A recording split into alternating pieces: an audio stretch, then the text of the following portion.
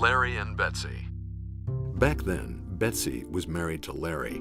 Larry was from Westchester, New York, a kind of upscale sort of place. Betsy was from Oklahoma. She had a nice, sweet Oklahoma accent. In fact, just being next to Betsy makes Larry look kind of sweet, too. Don't be deceived. Larry was our business manager. This is all about Larry. Since we lived upstate, about 3.5 hours north of New York City, where all our business was being done, Larry felt he needed to travel back and forth in comfort and style. He bought a Ferrari, a used one, 12 cylinders. The engine took up half the car. It was just what ZBS needed, our very own Ferrari. Of course, it was Rango's money. Robert Rango Durand was our founder and benefactor. We weren't a non-profit then, but we soon would be. I should mention that Larry comes from a kind of upper-middle-class Westchester, New York background, and maybe that's why Larry enjoyed spending money, always other people's. He had cultivated a taste that needed to be sustained. So after a couple of months while driving down to the city, the engine started knocking, smoke came gushing out of the hood, the 12 cylinders seized, and that was it. That's the story I remember. But it turned out it wasn't Larry, it was Billy.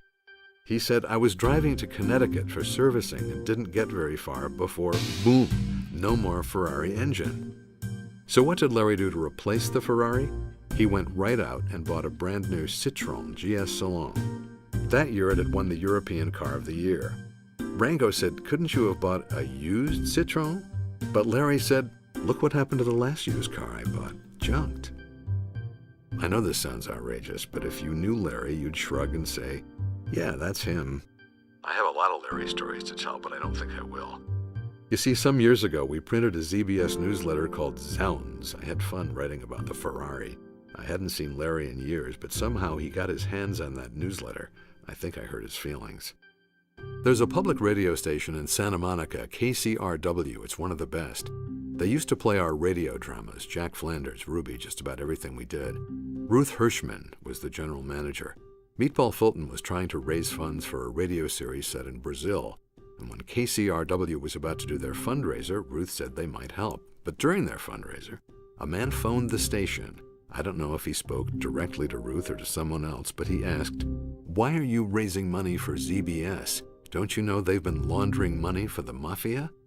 He wasn't some smartass. He sounded dead serious. Ruth was a little concerned. She called Meatball. Is there any truth to it? Fulton laughed, assured her there was not. It was probably a prank. Ruth said, I thought so. KCRW raised $20,000 for Dreams of Rio.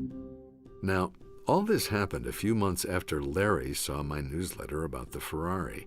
And even though Larry was living in Los Angeles at the time, I'm not suggesting he would ever stoop so low to call KCRW and tell them ZBS is laundering money for the mob. All I'm saying, the timing is a little suspicious. So Larry, if you're hearing this, God, I hope not, I want you to know that Max and I agree it was you who deserve the credit for putting ZBS together. Without you and Rango's money, it would have never happened.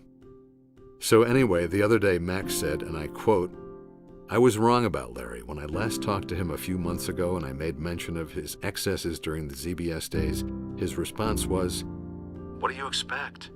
I'm a product of my environment.